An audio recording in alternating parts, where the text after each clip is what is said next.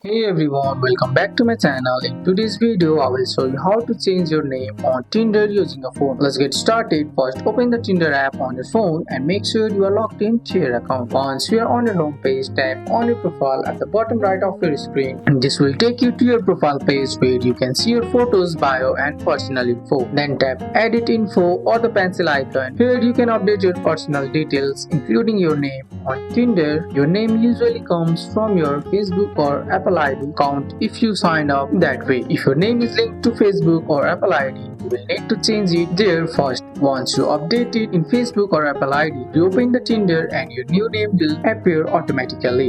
If your account is not linked and allows a direct name change, type in your new name and save the changes. Make sure your new name is what you want others to see on Tinder. And that's it. Open Tinder, go to your profile, edit your info and update your name. Follow these steps and your Tinder name will be changed easily on your phone. That's all for today's video guys. I hope you guys like this video. If you found this video helpful, drop a like, subscribe for more videos. Thanks for watching. See you in the next one.